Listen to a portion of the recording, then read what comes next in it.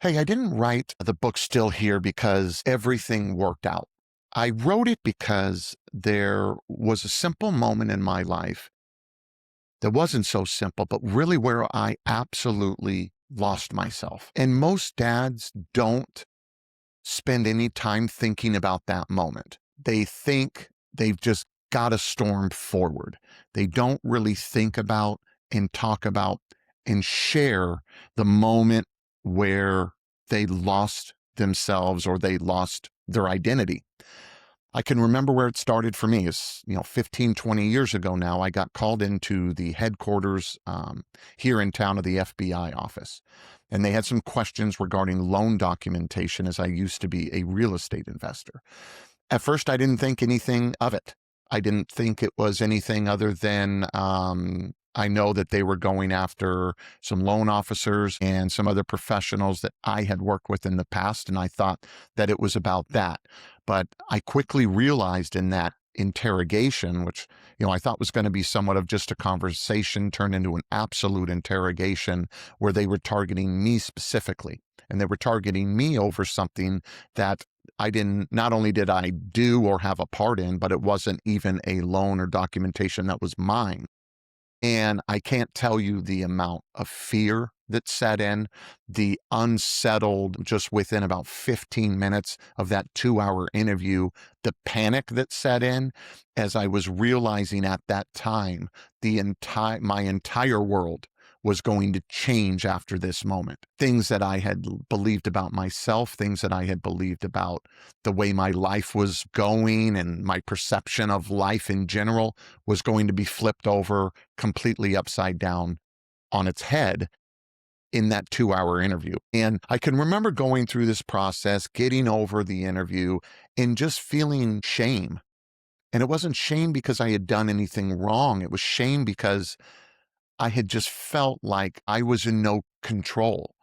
And what did I do wrong that would have led to this moment? And I couldn't wrap my head around what was that led to this. So I felt shame. Like, a lot of men, a lot of fathers will feel shame if their identity is stripped down or whatever it may be, the kind of pressure or crisis they go through. And you start to feel this sense of shame, even if it wasn't something that you necessarily did. And I felt and just went through a complete identity collapse. I lost track of everything that I thought I was on how things worked.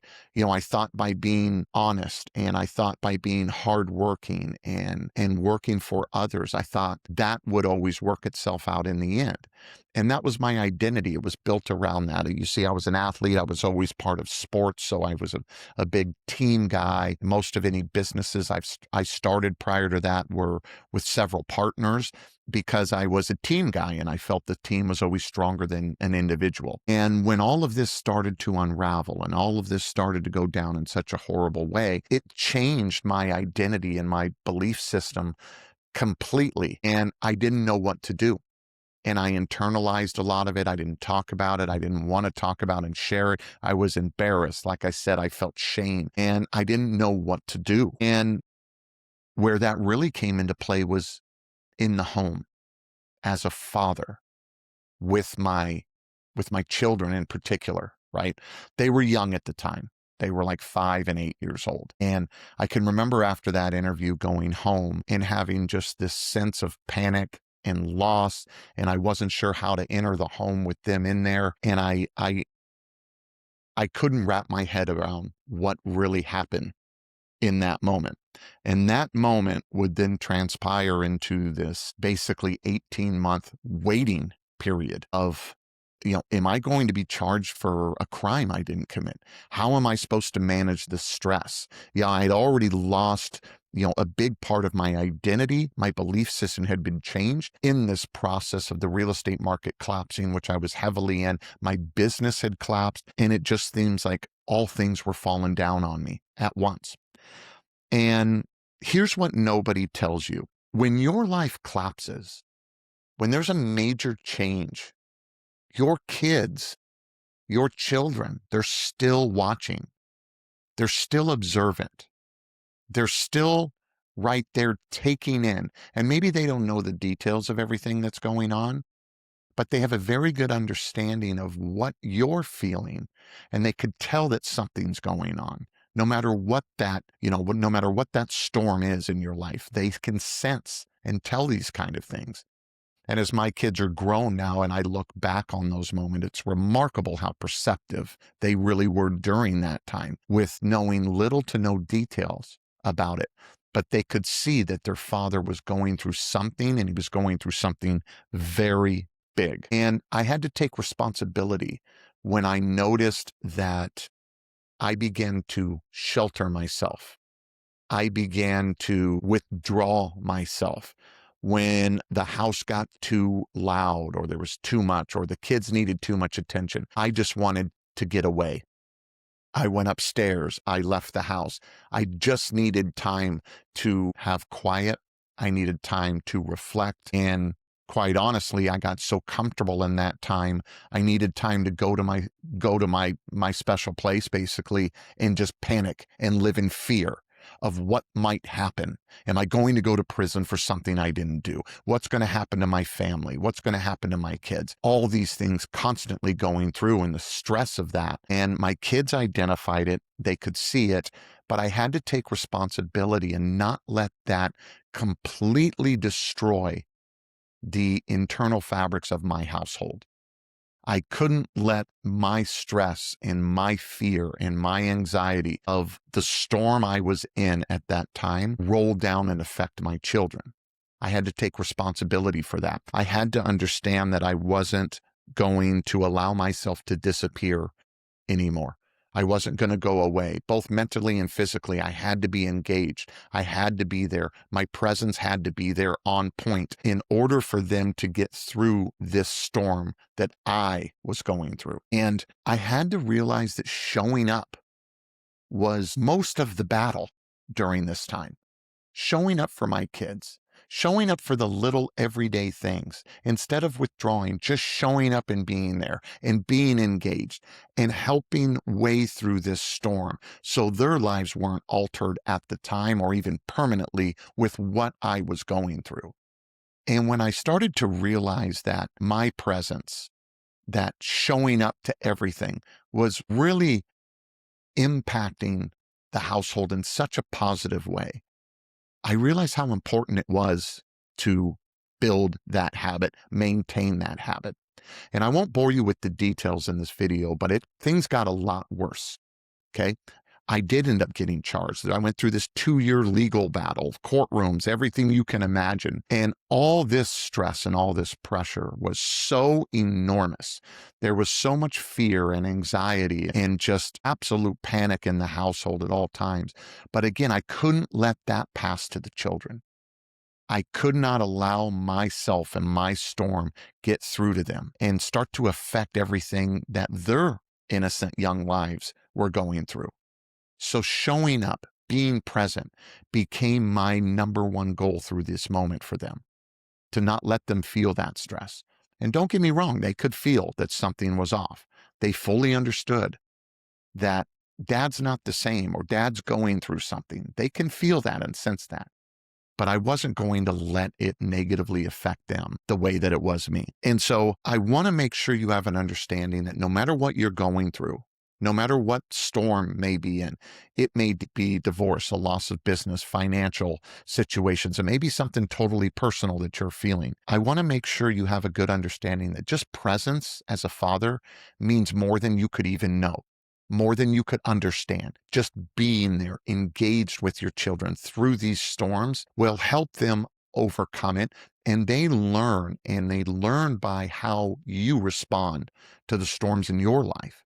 And that's why it's so important to stay engaged, to stay present, to stay showing up day after day, no matter what it is you're going through, so your children can learn through this experience when they have storms of their own down the road. So when I was putting this book together, that's actually been years in the process of just thinking this out, I felt it just had to be written. I didn't want it to come across as therapy, as some type of a self-help or some type of advice book at any stretch. I just wanted to make this very observational about what I went through and any storm that you may be going through, what I observed from my children that are now in their 20s and we're long out of that phase of our lives. And I wanted you to see from my perspective of the amount of pressure I was feeling during those years and how I saw the both ends of it, how I saw how toxic it was when I brought it into the home,